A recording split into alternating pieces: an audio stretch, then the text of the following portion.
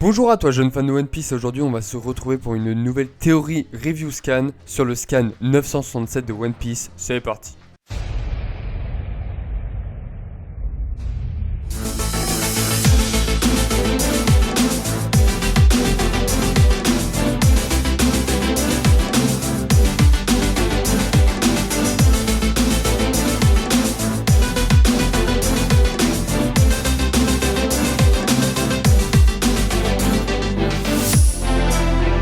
Bon, je viens de lire le scan 967 qui n'est même pas encore sorti en français, mais je ne pouvais même plus attendre une seconde pour faire une vidéo. Ce scan pour moi est l'un des meilleurs niveaux révélation, je reste bouche bée sérieux. Bon, le scan commence avec la rencontre de Tom et Roger sur Water 7. Déjà, la première page te balance une hype énorme car nous voyons la rencontre d'Oden et de Franky. Oda est vraiment un génie car il arrive à faire rencontrer le fils d'Oden 20 ans plus tard à une personne qui a rencontré son père dans le passé.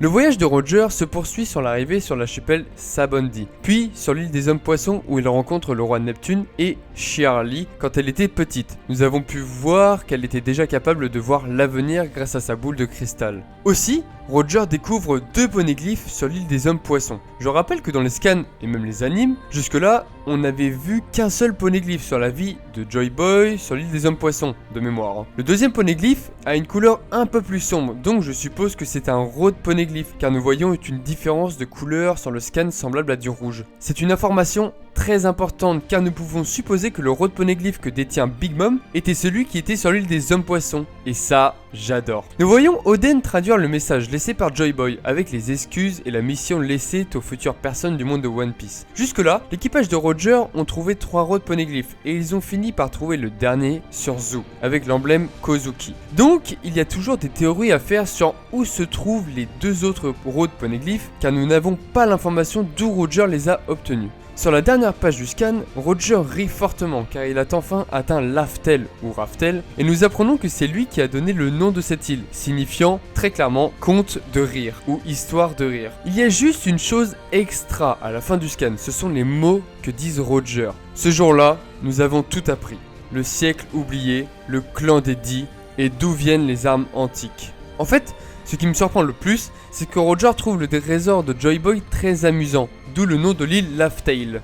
Cette île n'a pas été trouvée depuis 800 ans et c'est la première personne à l'atteindre. Cette île doit renfermer des secrets que même les théoriciens ne pourront pas trouver car Oda est juste un fou, très clairement. J'aimerais parler d'un point très important. Donc là on va un peu rentrer dans de la théorie. C'est le voyage qu'entreprend Roger avec son équipage. Tout est lié à la vie de Luffy à presque 100%, très clairement. Nous avons d'abord la rencontre de Roger et Tom, faisant référence à la rencontre de Luffy et Franky. C'est également là que Luffy obtient son nouveau bateau, le Thousand Sunny. L'aventure de Roger se poursuit sur l'île de Sabondi, puis l'île des hommes poissons, où il rencontre Neptune. Nous avons eu exactement le même scénario dans One Piece avec l'équipage de Luffy. C'est juste ouf.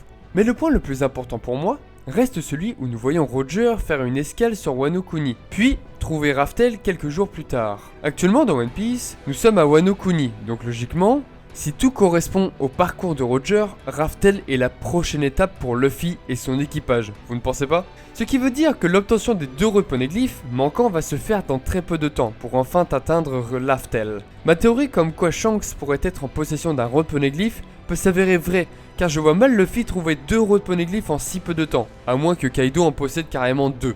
Ce scan est juste ouf car les théories vont commencer à éclore et nous avons eu un aperçu presque complet du voyage de Roger ressemblant très fortement à celui de Luffy. Je pense que je vais terminer cette petite review à moitié théorique là. Si elle t'a plu, n'hésite pas à t'abonner et laisser un petit like et je te dis à la fois prochaine sur la chaine du grand Itolu-san. À la prochaine.